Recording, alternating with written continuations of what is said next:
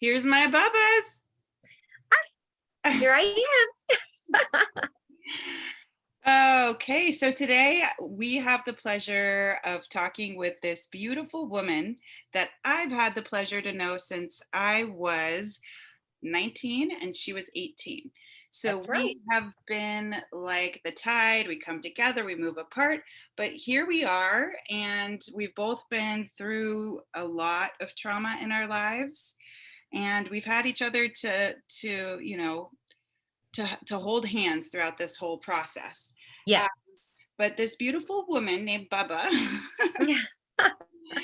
she is going to share a little bit about her story and where she came from and where she is now and how it's going.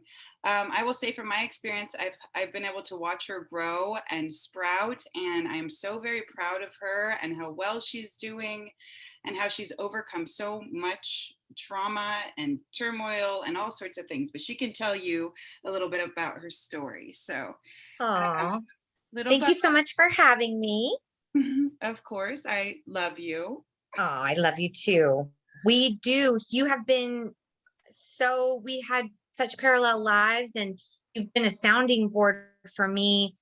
We went through divorce at the same time. We started recovery in the same time. So I felt, even then we weren't speaking, we lived parallel lives, if you will. Yes. So, a little bit about me and my childhood. I grew up in San Diego. I lived with my parents. I had a difficult relationship with my father. I'm a survivor of childhood sexual abuse, childhood physical abuse, and that has affected me profoundly. I was made to be a surrogate wife at a young age to my father, and that forced me into people pleasing. And something that I struggle with constantly in my day to day life is setting boundaries and telling people no, because I was forced and pushed into that role so young. And, when you have that burden on your shoulders, you carry it into your later life. And, setting boundaries has been very difficult for me. Um, with sobriety has come setting boundaries. With sobriety comes seeing clearly, taking time to put yourself first. When you put everybody else first, in that family trauma, you're always trying to please everybody else. And now is the time for me. So I think that's been very hard. I also love exercising. Exercising is something that I do daily. It's meditative. It's something that is just for myself. And it's something that I really reflect on and has helped with my sobriety, with my mental health. And I couldn't be more happy with the results because I've lost 25 pounds since January. Oh my gosh, look at Yes. you on fire. I know. That's Yes. amazing. I got a better job. I got a new car, and all these things started opening up when I stopped self-medicating, when I stopped, going home at the end of the day and going, okay, it's time to have my wine, my full bottle of wine, my 6-pack of IPA, and a half a pack of cigarettes. That was all stuff I did to relieve tensions and things that I was carrying, but it was manifesting, making my life even more chaotic. And I couldn't catch air. I couldn't catch up. The hangovers were bleeding into the next day, and my relationships were suffering. My relationships with my child, with my significant other, with my mother, they were all suffering. And I always felt, what is going on? What am I doing wrong? And when you stop and you take a step back and you say, you know what, this alcohol, this isn't working for me. I need to put this down now and really reflect on myself. And at this age, self-care and having a 10-year-old, it's everything. And my relationships are richer because of it. Everything has opened up to me when I stopped self-medicating and looking at why and how I deal with trauma in my everyday life. Wow, that's amazing. Can I ask you a question? Of course. So when you mentioned about being a surrogate wife to your father, can you give me some examples of that? Yes. So typically, things that a husband and wife would do, I was forced into that wife role as the child because my parents had a strained relationship and my mother didn't want to hang out with him, didn't want to do, watch TV shows, go to the movies with him. So I felt that I was pushed into that role because he and I were close and we had a better relationship, but it was not healthy. It was absolutely not healthy. I should not have to be made the date as, my father's date as his child. I was the child, and I felt that my role was, how do you say, uh, it was it wasn't defined. I can't be the wife and the child, and that's the way that I felt. Yeah. Wow, that's crazy. And so like at what age did you realize that that wasn't normal? Huh. I think maybe 9 or 10, because I realized how much my mother didn't want to hang out with him. And, and then that was my role. Oh, it's my job to go sit down and be with my dad. Oh, I made him happy. And another thing too is in families, there's always that barometer, somebody in the family who can tell you how the family is going, if you will. And that was me. Everything that was going on in the family came out in me, all the stresses, all the trauma, all the, you know, trying to make it all perfect. It was me who, was sent away to treatment at 15 because, I couldn't take it anymore. But yeah, about 9 or 10, I realized, whoa, this is not normal. Yeah. Yeah. And so when you were sent away at 15, how long did you have to go away? So I was sent to therapeutic boarding school when I was 15, 16, and that was at, um, yeah, for 15 and 16. And then I went to another boarding school at 17. So this was when my parents were getting divorced. And, at 15, I was starting to act out. I was ditching school. I was drinking. I was starting to self medicate. And my parents didn't know what to do with me. So they sent me away, which, Yeah. made me feel like, you know, everything was my fault, which it wasn't. It was me acting out because of what was going on at home. Right, but they blamed it on you, and then you had to kind of carry the weight on your Oh, shoulders as the sure. responsible party, right? Because Right. that's abandonment, right? They sent you away, they Absolutely. And abandoned you. and I also have abandonment issues. Yes, that has carried with me for a long time. It felt because I felt like I was being punished for something that I did not do. And yes, it was very hard. Very hard. So, as far as like the abandonment, the feelings of abandonment, is did you struggle with that just out of curiosity in relationships? Oh Did you have like yes. a lot of codependent relationships because you were afraid of being abandoned? Yes. People pleasing to the max. Again, you know, uh, I don't know. Where do you want to go to dinner? I mean, it starts with the little things, Oh, you don't want me to wear this dress? Oh, it's people pleasing. It's doing everything they say or conforming to them or going, I have trouble. I have major difficulties setting boundaries. And, this comes from, yeah, being a band, like just, I want to please you and I want to say yes, yes, yes. So you won't leave me. Now, what if somebody had asked you, just hypothetically, somebody asked you to do something and you knew that you didn't want to do it? I mean, you probably were plagued with that guilt, right? Because when you're people pleaser, you've got that guilt as well. Yes. And it's hard to Yes. say no, right? Oh, yes. Yeah. You don't want to lose them. You don't want to lose them. And you will do You will do things you never thought you would do. For example, I was with someone who wanted to be in an open relationship. Did I want to be in an open relationship? Not really, but I did it to stay and keep them happy. But I sacrificed something that, I lost myself. And that's something I am unwilling to do today. That Yeah. was something that I did before, and I recognize it, and I see what pain it caused me. And today I can safely say, no, I would definitely be able to set boundaries. But this took a lot of work to get there. A lot of Yeah, work. because it's almost like you lost your identity in Oh, others. yes. Yes. So did you find yourself conforming in your relationships, like changing your image or, just changing to whatever that man wanted? You said that you did, right? So it's like whatever they Yes. wanted, you did it. Yes. Oh, yes.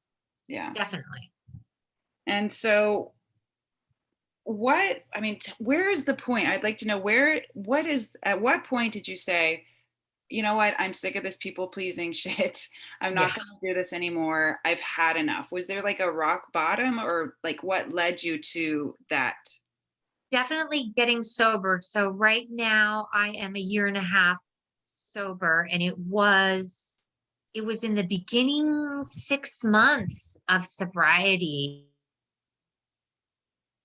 That is when my boundary setting kicked in, because it was a combination of putting myself first, my health first, it was believing in me and putting me first. It was definitely that self-love that no, I am not going to cut my hair the way you want. No, I'm not going to sleep with this girl because you want me to. No, I'm not going to go out with you, to go see this movie I don't want to see. It just started happening. When I put myself first, that's when my boundaries and not taking any shit just kicked in. But it takes time, right? So it's kind of like a Oh, yeah. habit to create boundaries because I remember Yes. you and I talking about that at the very beginning of your sobriety and you Mhm. just being like, "Oh gosh, I'm saying no and this is so hard," right? So Yes. at Oh, first, yeah. yeah, so at first you have to start saying no and then create the habit of saying no. Oh, And yeah. now you're at a point where you could probably just no and not even have an emotion attached, right? Exactly. Natalie, That's okay. You can I'm say my name. I'm 40, I'm 44. So imagine trying to unlearn all of that. It felt unnatural. It felt like I was going against the grain. And it's very hard to break patterns. It's absolutely, but when you start to make new patterns like sobriety, like, you know, eating healthy, exercising, when you start to make those patterns, that's when the old ones just, Creating habits. yes, creating new habits. And yeah, you're not going to go back to the old behavior because you're doing new behavior. That's beautiful. Well, they say it takes what, 21 days to create a new habit. Yes. Oh, Yeah. yeah. So That's it was definitely around 3 months, 5 months sobriety when I was, you know, feeling that I'm going to set boundaries now and I get to say no. And yeah, I'm not going to take it anymore. yeah. And so for me, what I found is that when got that newfound clarity of being sober, I was able to actually clearly see this is my baggage, this is somebody else's baggage, right? Right. And that's something Yes. that you can't see when you're drunk. I mean, at least I couldn't, you're just drinking actually magnifies the emotions and the drama and the hangovers and just like the poor me and the victim and all that Oh, sort of thing, right? your inability to empathize and really hear someone and understand other people's mental health issues is very, yeah, it hinders you so much. Yes, it's only when you really get sober and when you really start to see that you can address those issues. Yeah, because you can think clearly. I mean, that's why they say that you get a newfound clarity, right? Right. So I still want to go to, so you decided to get sober. So one day you said, you know what, that's enough. Yeah. Did you hit a rock bottom or what happened right before that very first day that you stopped taking that drink? So what I've discovered is that everybody has their own, way of drinking and our own justifications and our own. So mine, what I was a binge drinker. So I didn't, so if I drank, on a Friday night and had 11 drinks, that Saturday I'm not going to drink. I'm going to recover until I do my next binge. Oh, So yeah, so it was, I don't want to say it wasn't that hard, but it wasn't a physical thing. It was more like when my stressors peak, I would drink, but it was a New Year's morning. It was January 1st. And I said, it was just, another binge. And I was throwing up because I drank 12 pear ciders in 4 hours. wow. So, and I was telling myself, if you do this again, you are this is the definition of insanity. You have to give yourself, because before that, I took a year and I was doing 28 days, 22 days sober. And then every time I would throw up every time because I just couldn't. And I said, please give yourself a chance. So it was that morning I said, let's do this. Let's try this, please. So that was my, like, let's just do this. Let's see how long we can do. And let's just give it a try. Because I kept all the things, oh, I'm only going to drink weekends. Oh, I'm 28 days sober. Let's revisit alcohol. I had done it all. So full abstinence was my last, like, let's try it. What is it going to hurt you? And look at me now. That's beautiful. Yeah. Yeah. I mean, so it seems like obviously you drink because you have so much emotional pain, right? So I Oh, remember yeah. us talking to at the beginning and because I had already taken that journey. So I'm just about 3 years sober. So I had already taken that journey. I went through the first 30 days. I did the whole thing. And I know that the most important thing is that we have so many excuses to drink, right? So it's like, Mhm. like you said, bad day, whatever it is, there's all these excuses to drink because we don't want to feel our painful emotions, right? Right. So when you first started facing your emotions without picking up that drink, Mhm. was it as bad as you thought it would be? It was very uncomfortable. No, uh, not as bad because, again, I wasn't suffering physical withdrawal. It was more, yeah, it was more, oh my gosh, I'm very uncomfortable right now. And I can't, I had visions of I could go to the liquor store right now. I could go, I think it was maybe 3 months, you see yourself going to the liquor store, buying, when those uncomfortable feelings start to come up, it was actually about my dad. And I was like, I really wanted to drink. In that moment. But what I did was, okay, what are you going to do in the next hour, 20 minutes, 10 minutes, 5 minutes to get you past that, to get you, walking, uh, giving somebody a call, writing things down, exercising. You pick up those new habits that we talked about. You got to start somewhere. You have to start Distracting, somewhere. Yeah. right? So So that's exact. Yes, that's what I did.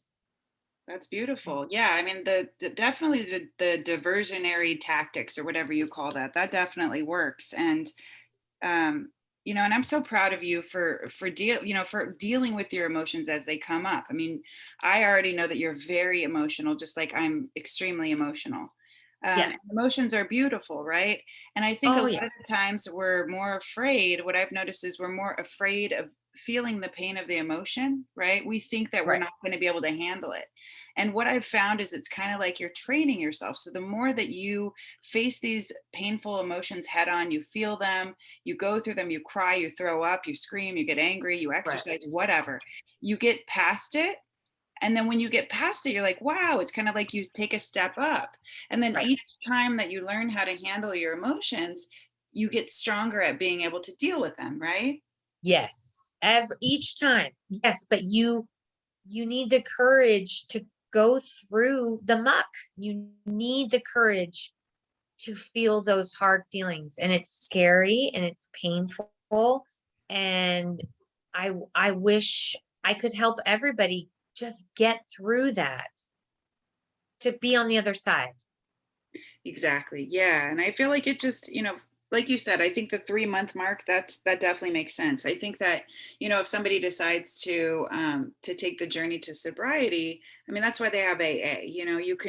You have people that you can talk to, you can emote and freak out. And the person on the Right. other end of the line, or your friends, or whoever is on this journey with you, for me, having somebody to listen while I went through those freakouts really helped. But then I also learned that I could do it. I could actually do it, right? Isn't it amazing that we're doing this? I mean, I'm Oh still yeah.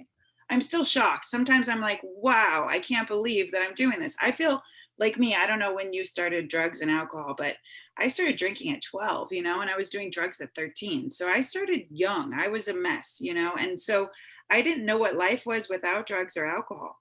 It's just, Yes. now it's like a new beginning. I feel like a 3-year old. Like I'm finally catching up Oh with my yeah. emotions, or growing, Yes. maturing, finally. Right.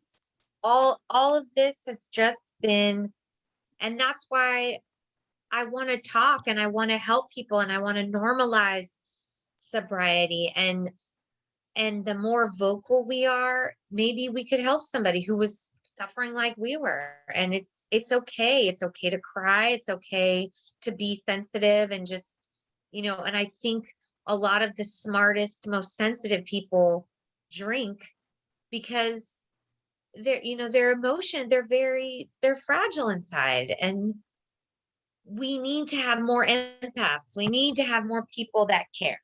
And numbing yourself with alcohol and that poison, it's just going to dilute that beauty that's inside of sensitive people like us, that we need to let our beauty out. Absolutely. And you are so beautiful, and I'm Oh, so proud of you. And I commend you for everything that you've been through, and I commend you for becoming sober. And I have seen you grow, and I can feel your energy is just, it's like a fresh, inspirational energy, and it's beautiful. It's like, thank you. yeah, it's like I feel like we carry, like, especially when you drink, it's like almost like you carry around all these shadows and demons and skeletons in the closet. I mean, that's a huge thing in itself. Like, Yes. I would drink and I didn't want anyone to know about it. So I had all that shame because I was Yes. hiding it, because I knew I had a problem, but I did not want anyone to know that. I was just too proud for that? So it's like once you start to like share what's inside of you and you Right. share with other people, that right there is super healing for me, Yes. Oh yes. because Coming that's together. connection, right? Yes. Connection. Yeah. So And you I don't think, feel alone. exactly. And I think all of us just want to belong. I mean, we all want to be loved and accepted and to belong. I mean, it's really simple. Yes. So, well, it looks like it's the computer scream is saying that The we're scream. it's screaming. The computer's screaming that we're running out of time. Do you hear it? I do. Oh my gosh. Well, thank you, darling. Thank And you for having me. I'm equally as proud as you, and you're my hero and inspiration. I love you very much. Thank you for having me, and let's keep going. Make this the first of many that we can really let all this out and talk and open a dialogue and grow. beautiful. It's so beautiful, and it's so reciprocal, and it's amazing, and it's so nice to be connected. And like you said, like, we're not alone. We belong to each other, right? Yes. And as women, I think it's so important that we are just coming out of our shells and we're expressing ourselves. And I know that you're uber creative like me, so I really want to hear you sing again. Oh, I would love to. I know I got to get out there. Yeah, you need to definitely. We'll start a little band. Yes. I don't know what Yay. I'll do. I don't know how to play an instrument, but we'll figure it out. We'll figure it out. All right, darling. Well, it was so nice talking to you, and I appreciate you being here with me today. And Absolutely.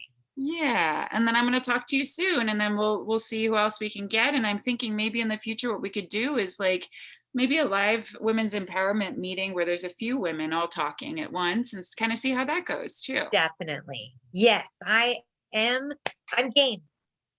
All right, darling. Well, I love you so much, and I'm gonna stop recording, so then stay on here. I love you so much, and Okay. everyone who's listening out there, thank you for listening, and I hope that you can get a few diamonds from what we've shared today. And if you ever need help, if you realize you have a problem drinking, or you need help with your emotions, or whatever you may need, you can reach out to me, message me. If I can't help you, there's plenty of women that I can, send you to that would be willing to help. And, Yes.